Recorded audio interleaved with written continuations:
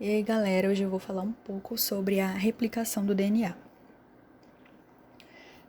Bom, as unidades fundamentais dos ácidos nucleicos são os nucleotídeos, que consistem em uma base nitrogenada, um açúcar, que pode ser ribose ou desoxirribose, se for DNA ou RNA, e o fosfato. As bases nitrogenadas elas são divididas em dois grupos, que são as purinas e as pirimidinas. As purinas são a adenina e a guanina, que um macete para isso é água pura. Adenina, guanina, purina. E as pirimidinas, no caso compostas só por um anel, é a uracila, a citosina e a timina. A uracila só faz parte do RNA. Bom, e a estrutura da dupla fita é composta pela sequência de nucleotídeos, em que nucleotídeos da mesma fita, eles se ligam através de ligações fosfodiéster, que é um fosfato unindo a ponta 5' de um nucleotídeo com a ponta 3' do outro. Isso numa mesma fita, tendo a extremidade 5', que é a extremidade do fosfato, e a extremidade da hidroxila, que é a extremidade 3'. E unindo os nucleotídeos de uma fita diferente, no caso eu vou ter ligações de hidrogênio. Bom, a replicação do DNA ela ocorre na fase S e tem a participação de ciclinas e quinases, no caso as quinases dependentes de ciclinas. Bom, só lembrando que até agora a gente não começou a replicação de fato. Eu primeiro preciso reconhecer regiões específicas do DNA. Essas regiões são a origem de replicação. O genoma eucarioto, o DNA de eucariotos, tem muitas, cerca de 30 mil origens de replicação. Procariotos só tem uma origem de replicação. E bom, uma origem de replicação vai dar origem a duas forquilhas de replicação. As forquilhas são esse Vzinho aí em cada extremidade desse clipe. E em cada forquilha eu vou ter um replissomo, que são as proteínas que vão fazer replicação. Então, uma origem gera duas forquilhas, que são esse Vzinho, e em cada forquilha eu tenho as minhas proteínas. Bom, e os complexos pré-replicativos? Eu vou reconhecer a minha origem pela uma proteína chamada de ORC, que é complexo de reconhecimento da origem. A ORC vai se acoplar a essa região da origem, junto com as proteínas CDC6 e CDT1. Após se acoplar, proteínas chamada MCM, ou complexo de proteínas de manutenção de minicromossomos, número 2 a 7 no caso, vão se ligar aqui. A partir do momento que essas proteínas se ligam, no caso elas são o complexo de pré-replicação. As proteínas MCM são o complexo de pré-replicação. Quando elas se ligam, o complexo ORC, CDC6 e CDT1 se desacoplam. E outras proteínas, a DINS e a CDC45, vão se ligar ao complexo de pré-replicação, também chamado de MCM. As proteínas MCM são o complexo de pré-replicação. Eu vou repetir. Segue esse esqueminha aqui. A ORC, ela se liga à origem. ORC é complexo de reconhecimento da origem.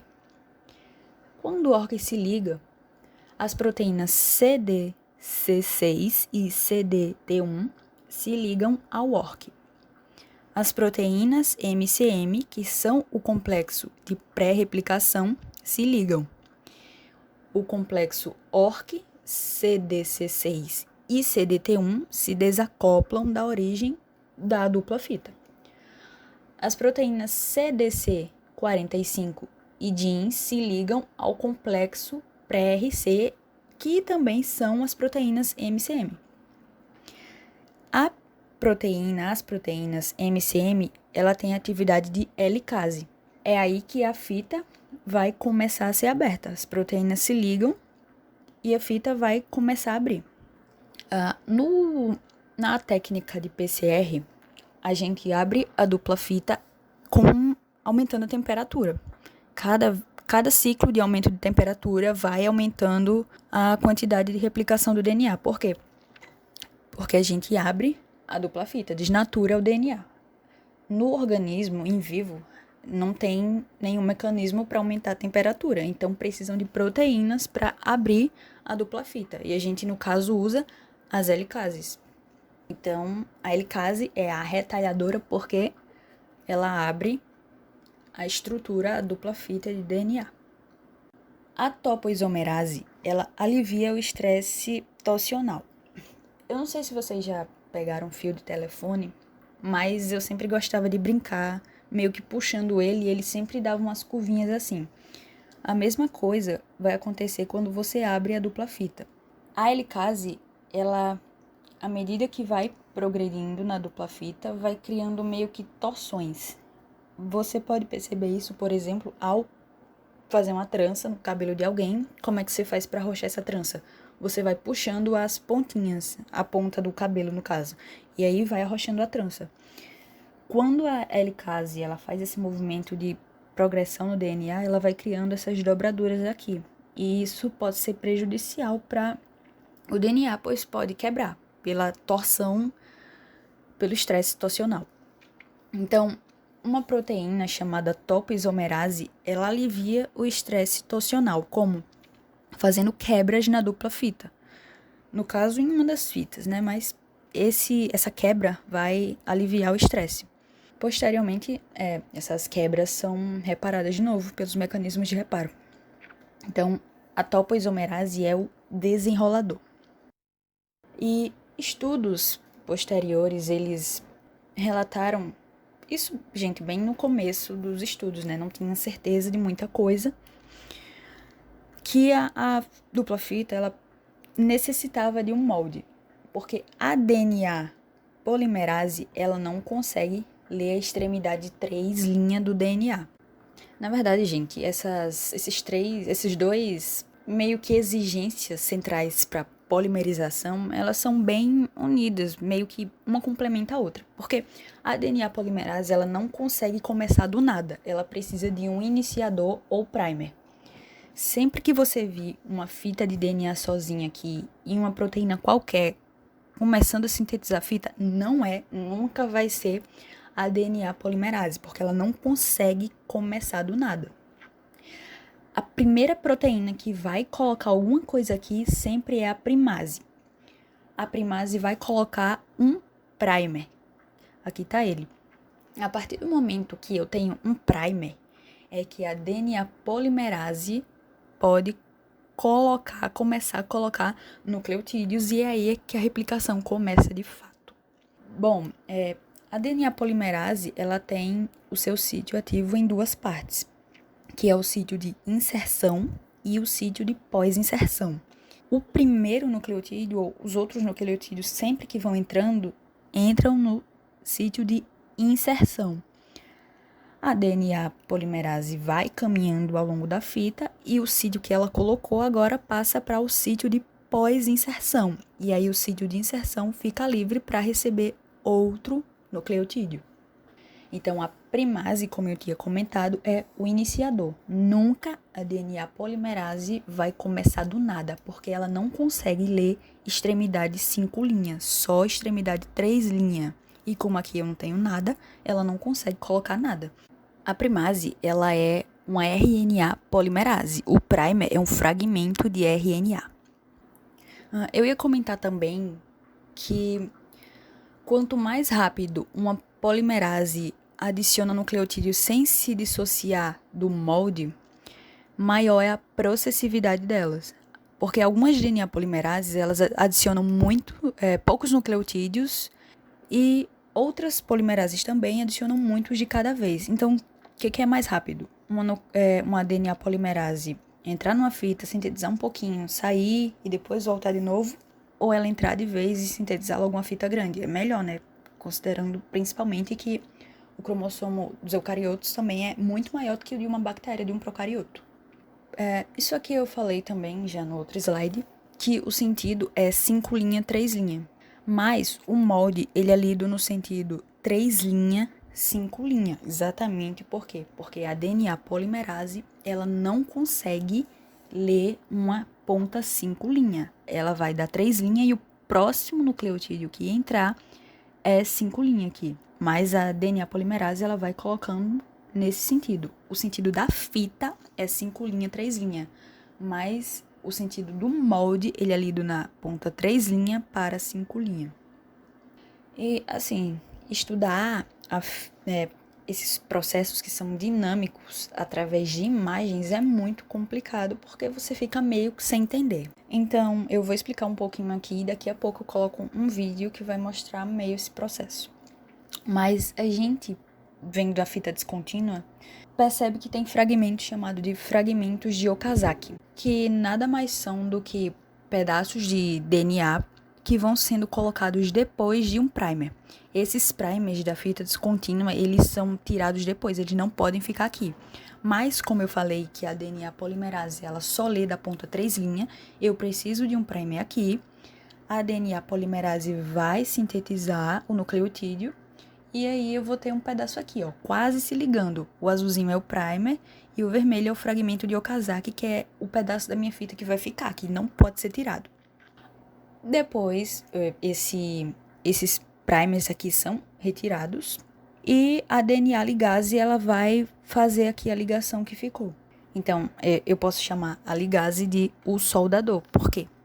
Cada vez que esse primer for tirado e a DNA polimerase continuar a sintetizar, colocar mais nucleotídeos ali, vai ficar um pedacinho que falta ligar. Então, quem vai ligar é a DNA ligase. Ela não tem a capacidade de colocar nucleotídeos, ela só vai fazer sintetizar a ligação fosfodiéster. Agora eu vou mostrar um pouquinho animada a replicação em si. Aqui esse vídeo tá muito simples, ele não tá mostrando nem metade das proteínas que participam, mas aqui o DNA foi desnaturado, mostrando a complementaridade de bases. E ele já vai mostrar logo a helicase, se eu não me engano, abrindo a fita. Mas tem todo aquele complexo do replisomo para desnaturar a fita, a ORC, as outras proteínas. A atividade de helicase da MCM, mas aqui ele só vai mostrar uma helicase genérica abrindo a fita.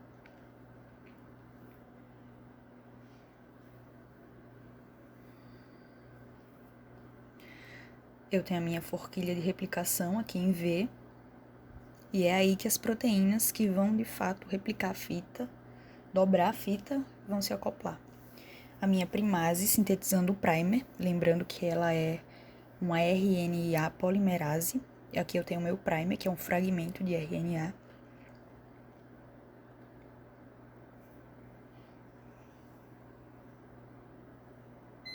A DNA polimerase, colocando nucleotídeos. Ela só vai adicionando. Lembrando que cada nucleotídeo que se acopla, eu uso um fosfato para sintetizar a ligação fosfodiéster. Do sentido 5' para o 3', eu tenho a minha fita líder.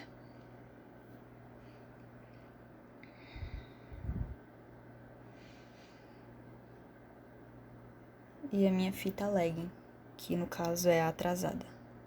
Tá vendo esse espacinho aqui? É a DNA ligase que vai fazer a ligação. Eu tenho o fragmento de Okazaki entre primers. E os primers dessa fita vão sair. A minha primase colocando mais primers. Lembrando, gente, que só a fita lagging que tem fragmento de Okazaki, visto que ela é meio picotada assim, a síntese dela. A DNA polimerase sintetizando o fragmento de Okazaki.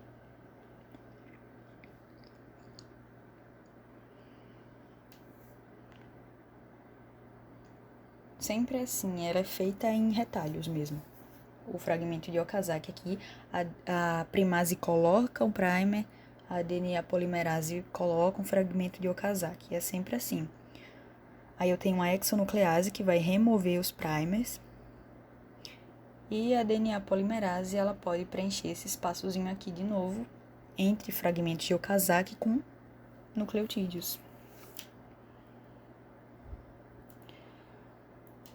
Agora uma ligase passa, formando a ligação fosfodiéster e está pronta a replicação.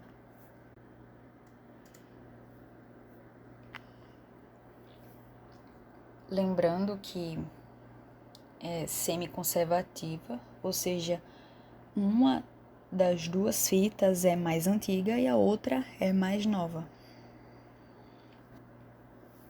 Na minha forquilha de replicação, eu tenho várias proteínas que estão ao mesmo tempo fazendo a ligação fosfodiéster, segurando o DNA, segurando as proteínas. Então, eu vou chamar a atenção para algumas aqui, que é a PCNA. Ela atua como um gancho que mantém as DNA polimerases presas à fita de DNA.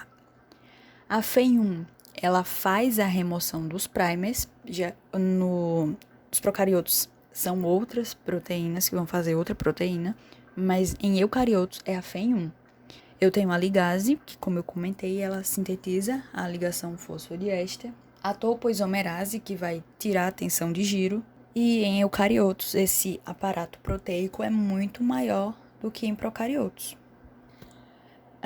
Posteriormente se descobriu que a síntese de DNA das fitas líder e lenta é fortemente coordenada. Como assim? Bom, a maquinaria de replicação ela está fixa na matriz e o DNA também está preso à matriz. Então, como é que a replicação das duas fitas são antiparalelas e ao mesmo tempo coordenadas? Se descobriu depois que a fita lagging, ou a fita lenta, ela forma uma alça. E essa alça faz com que as extremidades 3 linhas elas fiquem alinhadas e utilizem o mesmo complexo proteico. Eu vou mostrar também uma animação que vai ficar melhor de entender, mas não precisa se preocupar com o nome das proteínas, até porque são muitas. Então, toda essa imagenzinha, esse desenho, é apenas isso aqui. Apenas entre aspas, né? A fita, ela se dobra e as extremidades 3 linhas, elas ficam juntas, uma do lado da outra, utilizando a mesma maquinaria celular. Não se estressem com o nome das proteínas, mas é isso aqui, essa coisa linda. E aqui tá a imagem clássica utilizada para representar, mas como eu falei, é muito melhor ver um vídeo, um GIF, alguma coisa dinâmica para entender. Mas aqui eu tenho a minha fita lagging, a fita líder, os fragmentos de Okazaki que são importantes, os primers que não deve... O primer também é chamado de RNA iniciador. Eles têm que ficar aqui enquanto a síntese da fita acontece, mas eles precisam sair e os fragmentos de Okazaki depois vão ser unidos pela DNA ligase. E a reação da DNA polimerase. Cada vez que a DNA polimerase adiciona um nucleotídeo na fita, um ATP é utilizado e um fosfato inorgânico, um pirofosfato, é liberado. Praticamente todas as DNA polimerases, elas requerem 2 magnésios como cofator. Um magnésio auxilia a retirada do H+, da hidroxila, tornando essa extremidade um nucleófilo mais eficaz. E o outro magnésio, ele se liga ao DNTP, ele é meio que um átomo, o magnésio, que vai abraçar esses 2 fosfatos que vão sair. E essa daqui é a ação principal. Então, eu tenho a minha fita, eu vou receber outro nucleotídeo. No caso, aqui tem muitos nucleotídeos, um número N de nucleotídeos. E cada vez que entra um, eu tenho N mais um. E um pirofosfato é liberado. A polimerase, então, é o construtor, porque ela vai adicionar os bloquinhos, as unidades para a construção dos ácidos nucleicos. E a replicação tem um alto grau de precisão. Então, aqui, a gente fala tanto de mutação, mas o que é mutação? Percebam aqui que eu tenho os pares corretos, um G ligando com C.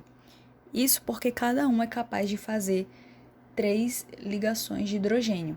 O T com A faz 2. Então, eu tenho toda uma estrutura, as nuvens eletrônicas, elas se alinham, de modo que eu tenho todo um rearranjo eletrônico atômico que vai contribuir para essa ligação. E quando eu olho para os pares de bases incorretos, aqui tem 2, mas a guanina é capaz de fazer 3 ligações de hidrogênio. A timina só faz 2. E mesmo assim eu tenho meio que uma sobra aqui para fora. Então elas não combinam de jeito nenhum. A guanina faz 3, a adenina faz 2. Tem uma mutação que a guanina, ela mimetiza, ou seja, fica parecida com a base timina. E isso faz com que a guanina pareie com a adenina. Isso é um erro, uma mutação, e tem que ser reparada por algum mecanismo de reparo do DNA. Como eu falei, a replicação tem o alto grau de precisão. Algumas nucleases, a alfa, a delta e a eta, elas têm um sítio de hexonuclease. Esse sítio, ele serve para tirar um nucleotídeo que foi colocado errado. Então, me acompanhe. Eu coloquei um nucleotídeo errado, aí a DNA polimerase, ela meio que dá uma agachadinha para encaixar esse nucleotídeo errado no sítio de hexonuclease. Então, ela baixou, essa citosina agora está no sítio de hexonuclease. Essa atividade de nuclease, ela vai hidrolisar o nucleotídeo mal pareado, e quando ela faz isso, ou seja, expulsando a citosina que foi colocada errado, ela volta para a posição normal. E aí sim, está pronta de novo para receber o nucleotídeo. No caso agora, tem um A se ligando com um T. Então, essas DNA polimerases que eu falei têm atividade de revisão.